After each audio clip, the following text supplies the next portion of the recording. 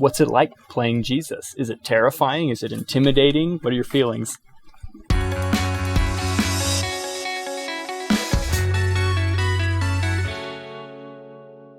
Hey guys, so a while back, Jake and I had the opportunity to go to the Book of Mormon set where they're filming the Book of Mormon videos, and we got to kind of go behind the scenes on the set and check things out, and it was so cool.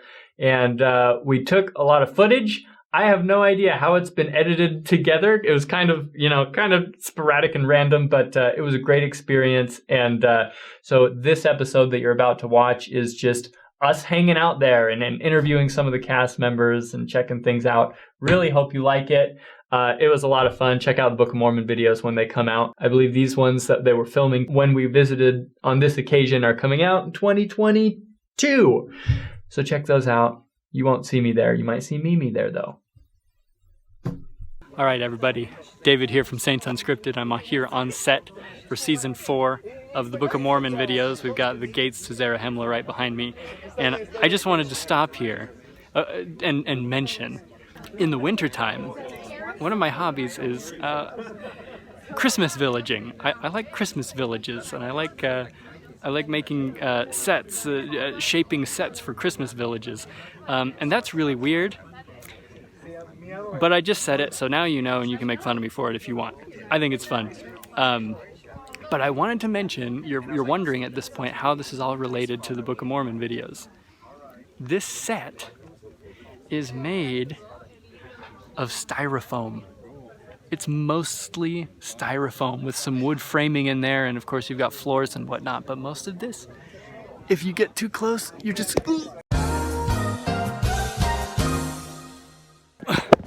I'm okay, that was just my phone. If you get too close, you're gonna put your thumb through this thing because it's just styrofoam. The things you can do with styrofoam. Look at how realistic this looks. That's amazing. That needs to be on Modern Marvels. Anyways, I just wanted to let you guys know. Trent Toon, Deseret News. What's been the highlight of this role and the biggest challenge?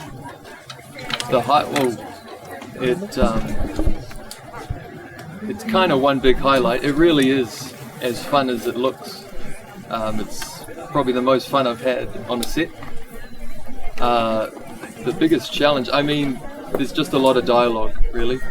There's a lot of dialogue and trying to make it sound like dialogue anybody would ever actually say. That's the biggest challenge. So how much time did you invest in memorizing lines? Well, I was cast before COVID. So I've had the script for like a year. So I've had a lot of time to get memorized, which has been great because as soon as you step on set, you forget it all anyway. So I've had a lot of time. All right, Anthony. So we actually strangely know each other from New Zealand. I know you as Anthony, but everyone watching is going to know you as Jesus. So my question is, what's it like playing Jesus? Is it terrifying? Is it intimidating? What are your feelings? Again, I'm just not really thinking about it. The last thing I want is to be in my head when trying to do the role. So right now I'm just trying to portray a good, compassionate, kind person saying the words, and I'll let it all sink in after it's done. But I also don't think it's kind of a big deal. It's also not a huge deal. I am kind of here doing a job just like everyone else, and that's kind of how I'm looking at it. Thanks, Brother Snow. Anyone, do you guys have a question? For Book of Mormon Central, so how have you prepared for this role over the ever since you were cast? What have you done, and what are the steps you've taken to prepare for this role? The first thing was memorizing the dialogue. Beyond that, just a lot of thinking about how to do it, and a lot of just waiting for answers, and a lot of waiting, and that's essentially been it. And I feel like I've gotten some kind of clarity over the time, but essentially it's been a lot of memorizing and thinking. Awesome. Have there been any challenges that you've encountered as you've prepared? The dialogue is the challenge, essentially. Some of that dialogue I've spent weeks and none of it stuck because it was just it's just hard to stick. So luckily I've had a long time and I've been able to overcome that hurdle. Thank you. Book of Mormon Central Spanish team, do you have a spiritual experience on the set that you felt different as playing the role of Jesus Christ? Largely no. There is no magical transformation. I'm still me. But I do think that a lot of experiences I've had leading up to this seem to kind of fall into place in terms of needing to know what I know and needing to be able to empathize what I need to empathize with. It has been nice feeling like things have kind of come full circle in a way. Thank you. I have a question. Oh, sorry. Anthony, in the year that you were memorizing the script, did that study have an effect on your personal testimony? It did. I mean, a lot of it was frustration that there was so much dialogue, but when you go over and over and over things that you've heard all your life, there is a sense of clarity, but also some more questions like, why does he focus on this? Why does he keep talking about this? What does it all mean? And why do I have to memorize it all? You know, that kind of thing. So there have been some nice insights purely from the focus on the words. I have a question for you, Anthony. How have little children reacted to you? The children are the best ones on the set. They're so authentic. Everything they do is real. Every reaction they have is real. For me in my performance, it's essentially all it is responding to what I'm being given. So if I'm on my own, there's nothing really there. But when I'm looking at people and they're giving me something, then I can kind of work with that. And the children, there's so much there. And so I feel like some of the best moments have been with some of the younger cast members. One last question. Just you mentioned, I am trying to portray the Savior I know. What does that Savior look like to you? The Savior I know is full of love, isn't intimidating, is probably formal in the right circumstances, but when it's with you, it's not formal, it's personal. Savior I know gets it, has a sense of humor, has been through what you've been through, isn't scary to talk to.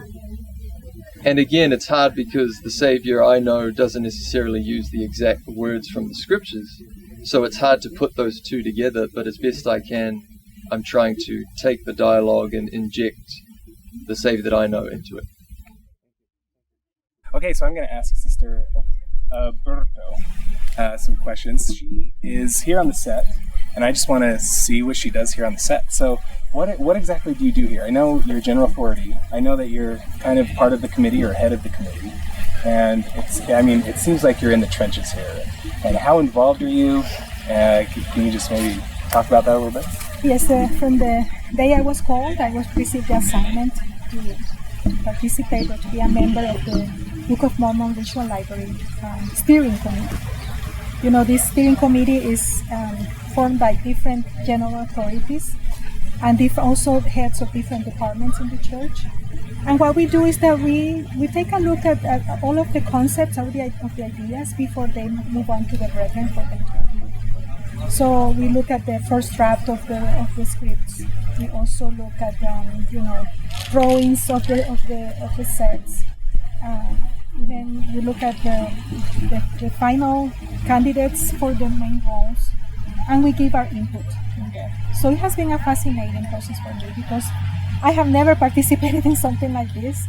So just to learn and to see all the little details, but also all the talent, the experience, and the knowledge that you need to make something like this that is so big and important for the church. So I'm so grateful for all the people that participated in this. Over the years, we have had virtually thousands of people helping with the production, with the scripts, with the signs, the wardrobe, everything, casting. And so it has been a wonderful experience for me.